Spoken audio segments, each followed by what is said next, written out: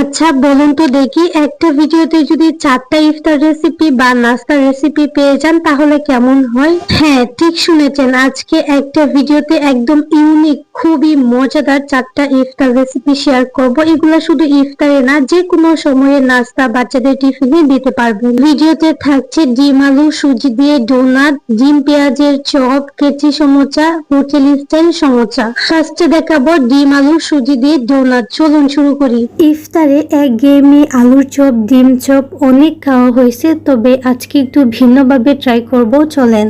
ইফতারে ডিম আলু আর সুজি দিয়ে একদম নতুন স্টাইলে একটা ডোনাট রেসিপি শেয়ার করব, যেটা খেতে অনেক বেশি মজার হয়। উপকরণ কিন্তু খুবই কম লাগে, এটা বানিয়ে ফ্রোজেন করে রাখতে পারবেন, বিকেলের নাস্তায় বা বাচ্চাদের টিফিনেও দিতে পারবেন। আমার কাছে তো আজকের এই ডিম আলু আর সুজির ডোনাটটা খেতে এবং দেখতে মাশাআল্লাহ অনেক ভালো লেগেছে। আশা করছি আপনাদেরও ভালো লাগবে। আসসালামু আলাইকুম everyone, welcome back to my channel. ডিম আলুর এই নাস্তাটা বানানোর জন্য ফার্স্টে কিন্তু আলু আর ডিমগুলোকে সিদ্ধ করে নিতে হবে। আমি এখানে আলুগুলোকে আগে থেকে খোসাটা ছাড়িয়ে একদম ছোট টুকরা টুকরা করে নিয়েছি। আমি এখানে যতটুকু আলু দিয়েছি পরিমাণে 2টা ডিম নিয়েছি, তবে আপনারা চাইলে ডিমের পরিমাণ বাড়িয়ে কমিয়ে নিতে পারেন। আলুটাকে সিদ্ধ করে নিয়েছি, এখন এটাকে আমি পানি ঝরিয়ে নিয়ে নিব। আর এই আলুটাকে পানির মধ্যে ডুবিয়ে রাখবেন না, সাথে সাথে পানিটা ঝরিয়ে গরম থাকা অবস্থায় ম্যাশ করে নিতে হবে। ঠান্ডা হয়ে গেলে আলুটা কিন্তু অনেক বেশি শক্ত হয়ে যায়, যার ফলে মেশানোটা একদম মিহি হয় না। আলুগুলোকে আমি একটা গ্রেটার দিয়ে গ্রেট করে নিয়েছি, তবে আপনারা চাইলে ম্যাশনার দিয়ে ম্যাশ করে নিতে পারেন অথবা হাত দিয়েও এটাকে ম্যাশ করে নিতে পারেন। আলুগুলোকে খুব ভালোভাবে আমি গ্রেট করে নিয়েছি। এখন এর মধ্যে কিছু মশলা অ্যাড করব। আমি এখানে একদম কুচি করে নিয়েছি পেঁয়াজ, আমি এখানে পুদিনা পাতা দিয়েছি, চাইলে ধনিয়া পাতা দিতে পারেন। যারা পুদিনা পাতার ঘ্রাণটা পছন্দ করেন না, এখানে হচ্ছে লবণ, মরিচ, হলুদের গুঁড়া, জিরার গুঁড়া, ভাজা জিরার গুঁড়োটা ইউজ করেছি, চাট মশলা আর সেই সাথে চিলি ফ্লেক্স, কাঁচামরিচ। আমি এখানে আদা রসুনটাকে একটা গ্রেটার দিয়ে গ্রেট করে দিয়ে দিচ্ছি, চাইলে আপনারা এটাকে ব্লেন্ডার করে অথবা গুঁড়াটাও ইউজ করতে পারেন। আদা রসুনটা গ্রেট করা হয়ে গেলে আমি এই মশলাটাকে আলুর সাথে খুব ভালোভাবে মিশিয়ে নিব। এই পর্যায়ে আলুটার সাথে আমি কিছুটা ব্রেড ক্রাম্বস দিয়েছি, আপনারা চাইলে এখানে টোস্ট বিস্কুটের গুঁড়া, ময়দা, চালের গুঁড়া অথবা কর্নফ্লাওয়ারও অ্যাড করতে পারেন সামান্য পরিমাণে, এটা হচ্ছে বাইন্ডিংয়ের কাজ করবে। সবগুলোকে খুব ভালোভাবে মিশিয়ে নিয়েছি। ঠিক এই পর্যায়ে আমি আগে থেকে ডিমগুলো যে সিদ্ধ করে রেখেছিলাম ডিমগুলো দিয়ে দিচ্ছি। ডিমগুলোকে ঠিক এভাবে গ্রেটার দিয়ে গ্রেট করে নিব, আর ডিমগুলো আমি লাস্টে দিচ্ছি, কারণ ডিমগুলো দেওয়ার পর একদম হালকা হাতে আমি এটাকে মেখে নিব, একদম বেশি করে মাখাতে যাব না। এই যে আলু আর ডিমের ডোনাটটা, এটা বানানো খুবই সহজ, তবে একঘেয়েমি ডিম চপ, আলুর চপ না খেয়ে একদম সেম উপকরণে একটু ভিন্নভাবে ট্রাই করলে এটা দেখতেও সুন্দর লাগে আর খেতেও অনেক বেশি মজা লাগে। তো মেশানো হয়ে গেছে, অল্প একটু ডো হাতে নিয়ে, মানে আলুর মিশ্রণটা হাতে নিয়ে ঠিক এরকম করে আমি একটা ডোনাটের শেপ দিয়ে নিয়েছি। ফার্স্টে একটা বড়ার মতো বানিয়ে মাঝখানটাতে একটা ছিদ্র করে দিয়েছি, ব্যাস তৈরি হয়ে গেল একটা ডোনাট।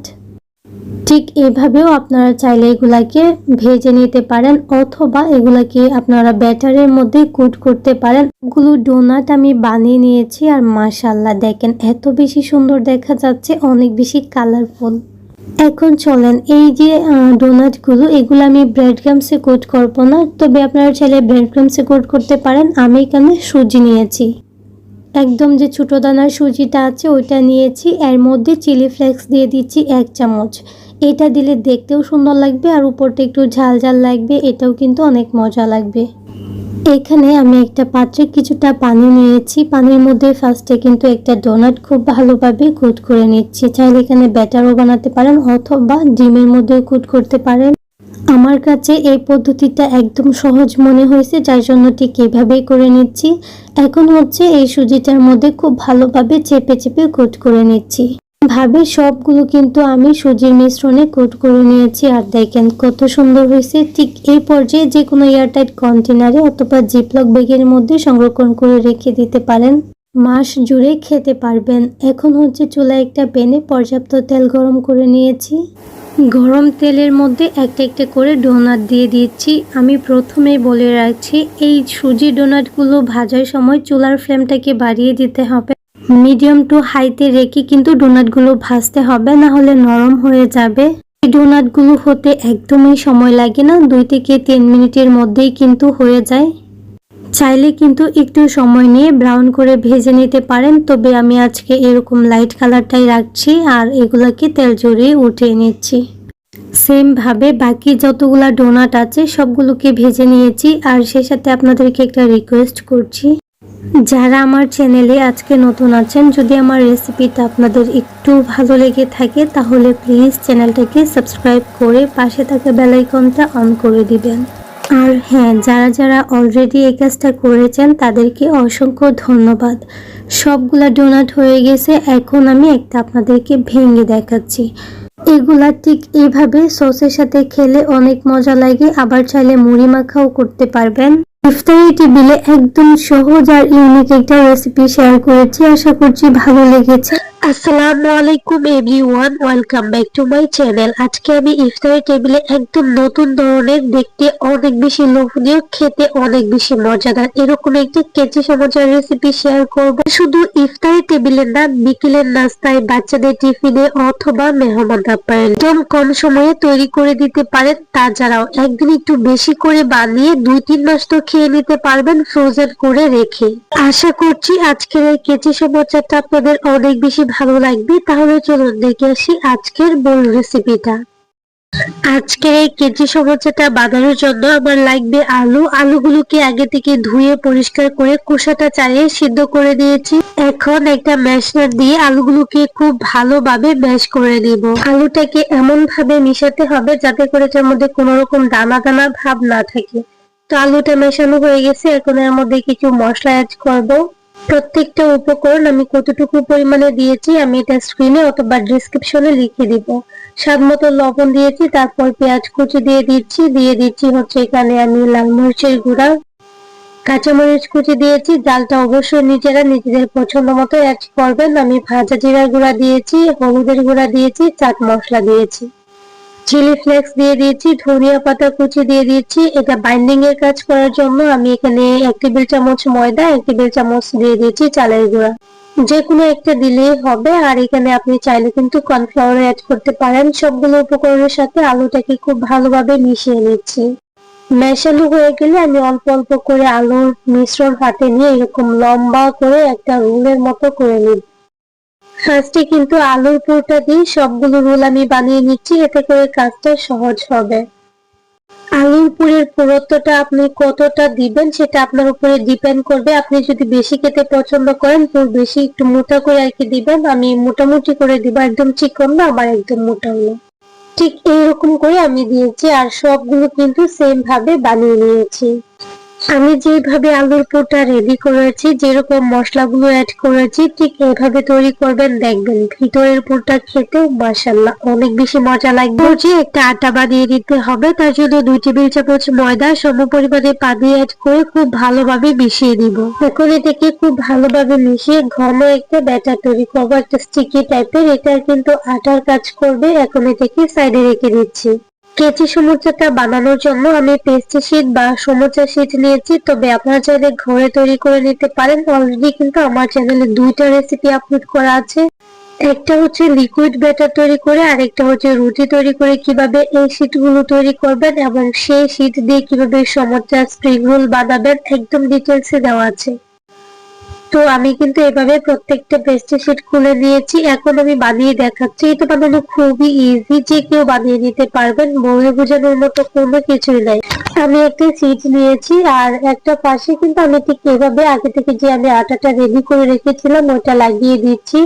অবশ্যই কিন্তু আটাটা লাগিয়ে নেবেন, না হলে ভাজার সময় ভিতরের পুরটা কিন্তু বাইরে চলে আসবে আর এই শিটটা বা পেস্ট্রি শিটটা কিন্তু আলাদা হয়ে যাবে।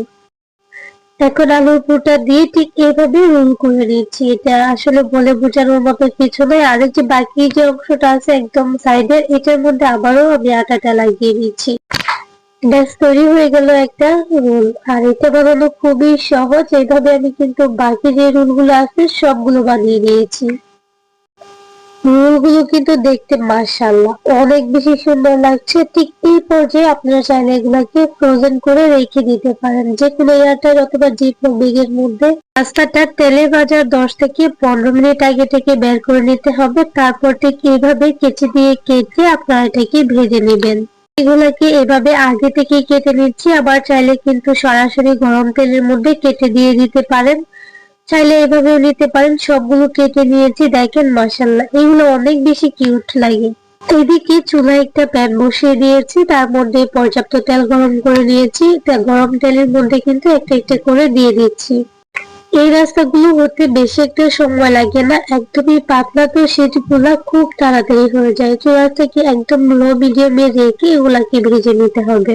এই কেজি সমোসাগুলো একবারে অনেকগুলো ভেজে নেওয়া যায়, আবার এগুলো কিন্তু অনেকটা সময় ধরে কিন্তু ক্রিস্পি থাকে। এখন দেখাচ্ছি সরাসরি কিভাবে এগুলাকে এভাবে কেটে কেটে তেলের মধ্যে দিয়ে দিবেন। ফার্স্টে তেলটাকে খুব ভালোভাবে গরম করে নিবেন, তারপর ফুটন্ত গরম তেলের মধ্যে ঠিক এভাবে কেচি দিয়ে কেটে কেটে দিয়ে দিবেন। এখন আমি এগুলাকে উল্টে পাল্টে সুন্দর একটা গোল্ডেন ব্রাউন কালার করে ভেজে নিচ্ছি। সেই সাথে আপনাদের একটা রিকোয়েস্ট করছি, নাস্তাগুলোকে একটু সময় নিয়ে ক্রিস্পি করে উল্টে পাল্টে খুব সুন্দর একটা গোল্ডেন ব্রাউন কালার করে ভেজে নিচ্ছি। সেই সাথে আপনাদেরকে একটা রিকোয়েস্ট করছি, যারা আমার চ্যানেলে আজকে নতুন আছেন, যদি আমার রেসিপিটা আপনাদের কাছে একটু ভালো লেগে থাকে তাহলে প্লিজ চ্যানেলটাকে সাবস্ক্রাইব করে পাশে থাকা বেল আইকনটা অন করে দিবেন। আর হ্যাঁ, যারা অলরেডি এই কাজটা করেছেন তাদেরকে অসংখ্য ধন্যবাদ। যদি আমার আজকের রেসিপিটা আপনারা ফেসবুক পেজ থেকে দেখে থাকেন তাহলে প্লিজ পেজটাকে ফলো করে দিতে ভুলবেন না। কথা বলতে বলতে সবগুলো নাস্তা হয়ে গেছে, মাশাআল্লাহ এত সুন্দর একটা কালার আসছে, একদম গোল্ডেন ব্রাউন কালার। এই পর্যায়ে তেল ঝরিয়ে সবগুলোকে উঠিয়ে নিয়েছি, বাকিগুলা কিন্তু সেম ভাবে ভেজে নিয়েছি। আর নাস্তাগুলোর কথা কি বলবো, মাশাআল্লাহ আপনারা দেখেন, একটু দেখেই কিন্তু বুঝতে পারবেন। ইফতারের টেবিলে যদি একটু নতুনত্ব আনতে চান অবশ্যই আজকের এই কেচি সমোসাটা বানিয়ে দেখবেন, বা বাচ্চারা তো একদম কারাকারি করে খেয়ে নেবে। আমার কাছে এই সমোসাটা বানানো খুবই ভালো লেগেছে, এটা বানানো খুবই সহজ আর খেতে মাশাআল্লাহ মাশাআল্লাহ অনেক মজার হয়। আমি একদম সহজে কম সময়ে কম খরচে ভীষণ মজা করে একটা সমোসার রেসিপি শেয়ার করেছি। আশা করছি আমার মতো আপনাদেরও এটা অনেক ভালো লাগবে, সেই সাথে সহজও লাগবে। আসসালামু আলাইকুম everyone, welcome back to my channel. আজকে আমি বানাবো মুচমুচে সমোসা। সমোসাগুলো দেখতে যেমন সুন্দর, খেতেও কিন্তু মাশাআল্লাহ অনেক বেশি মজার হয়েছিল।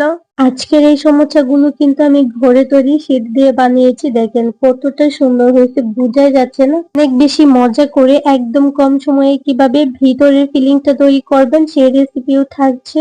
সমোসাটা একদিন একটু বেশি করে বানিয়ে ফ্রোজেন করে রেখে দিলে 4-5 মাস অনায়াসে খেয়ে নিতে পারবেন। রোজার মাসে ইফতার, বাচ্চাদের টিফিন বলেন বা বিকেলের নাস্তা, এটা কিন্তু খুবই মজাদার একটা খাবার। তাহলে চলুন আর দেরি না করে দেখে আসি আজকের এই মিনি সমোসার রেসিপিটা। আজকে কিন্তু আমি সমোসার পুরটা রেডি করে নিব, তার জন্য একটা মিক্সিং বোল নিয়েছি, তার মধ্যে 1 কাপ দিয়ে দিচ্ছি পেঁয়াজ কুচি। পেঁয়াজটাকে একদম মিহি করে কুচি করে নিয়েছি। তারপর সমোসার শীটগুলো যে বানিয়েছিলাম, সাইডের অংশগুলো ভেজে রেখেছিলাম, ওটা 1 কাপ দিয়ে দিচ্ছি। 1 কাপ দিয়ে দিচ্ছি চিকেন।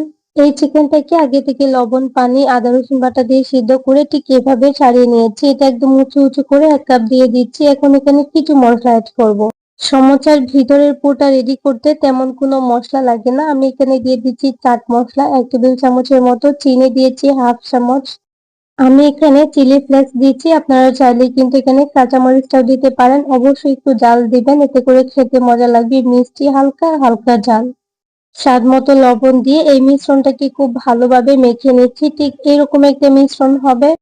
এখানে একটা গুরুত্বপূর্ণ টিপস বলে দিচ্ছি, যদি আপনারা যে সমোসার সাইডের অংশগুলো যে ভেজে নিয়েছি ওইটা যদি পরিমাণে কম দেন তাহলে অল্প একটু ময়দা অ্যাড করে নেবেন। এতে করে সমোসাগুলো ভাজার পর পেঁয়াজ থেকে এক্সট্রা পানিটা কিন্তু বের হবে না, এই আটা অথবা ময়দাটা কিন্তু অ্যাবজর্ব করে নিবে। আমি যেহেতু এখানে সমোসার যে বাহিরের অংশটা একটু বেশি করে দিয়েছি, তো এটা কিন্তু একদম টেনে যাবে পানিটা। এখন একটা আটা তৈরি করে নিচ্ছি। 1 টেবিল চামচ নিয়েছি ময়দা, অল্প একটু পানি দিয়ে ঠিক এরকম একটা থিকনেসের আমি আটা তৈরি করে নিয়েছি। এখন এটা একটা সাইডে রেখে দিচ্ছি। খুব সহজে আমি সমোসাটা বানানো দেখাবো। এটা আমি ঘরে তৈরি শীট দিয়ে বানাচ্ছি। অলরেডি আমার চ্যানেলে কিন্তু রেসিপিটা আপলোড করা আছে, অবশ্যই দেখে নিতে পারেন। যেহেতু আমি এটা ঘরে তৈরি করছি, ওইটা কিন্তু এত বেশি লম্বা না, একটা ভাঁজে দিতে হবে। ঠিক আমি যেভাবে দিয়েছি ওইভাবে দিয়ে দিবেন। আমি ভিতরে ফিলিংটা আমার পরিমাণ মতো দিয়েছি, আপনারা নিজেদের পছন্দ মতো বেশি কম করে দিতে পারেন। অবশ্যই আটাটা লাগিয়ে নেবেন, না হলে ভাজার সময় কিন্তু এই ভাঁজগুলো খুলে যাবে। তো সমোসা বানানোটা কিন্তু খুবই সহজ, আমি আশা করছি সবাই বানাতে পারবেন। আমার এই রেসিপিটা দেখার পর সবগুলো বানিয়ে নিয়েছি।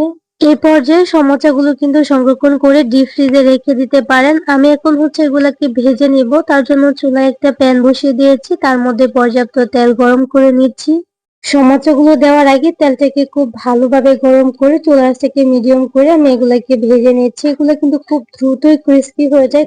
তো সমোসাগুলোকে আমি ক্রিস্পি করে এবং গোল্ডেন ব্রাউন কালার করে ভেজে নিচ্ছি। সেই সাথে আপনাদের একটা রিকোয়েস্ট করছি, যারা আমার চ্যানেলে আজকে নতুন আছে, যদি আমার রেসিপিটা আপনাদের কাছে একটু ভালো লেগে থাকে তাহলে প্লিজ চ্যানেলটাকে সাবস্ক্রাইব করে পাশে থাকা বেল আইকনটা অন করে দিবেন। আর হ্যাঁ, যারা যারা অলরেডি চ্যানেলটাকে সাবস্ক্রাইব করে রেখেছেন তাদেরকে অসংখ্য ধন্যবাদ। আর যদি ফেসবুক পেজ থেকে দেখে থাকেন তাহলে প্লিজ পেজটাকে ফলো করে দিতে ভুলবেন না। কথা বলতে বলতে সমোসাগুলো কিন্তু খুব সুন্দর একটা কালার চলে আসছে। এখন তেল ঝরিয়ে এগুলাকে উঠিয়ে নিচ্ছি। আমি কিন্তু ঘরে তৈরি শীট দিয়ে বানিয়েছি। আবারও বলছি, রেসিপিটা আপলোড করা আছে, অবশ্যই দেখে নেবেন। একদম কম সময়ে কিভাবে সমোসার এই শীটগুলো বানিয়ে ফ্রোজেন করে রাখবেন, একদম ডিটেলস রেসিপিটা দেওয়া আছে। তো আমি আবারও কিন্তু সেম ভাবে বাকি যেগুলো আছে সবগুলো ভেজে নিয়েছি। আর এই সমোসাগুলো হতে বেশি একটা সময় লাগে না, 4-5 মিনিটের মধ্যেই কিন্তু হয়ে যায়। এইভাবে একবার সমোসার পুরটা বানিয়ে দেখবেন, এত পরিমাণে মজার হয়, দোকানের থেকেও আমার মনে হয় বেশি মজা হয়েছে।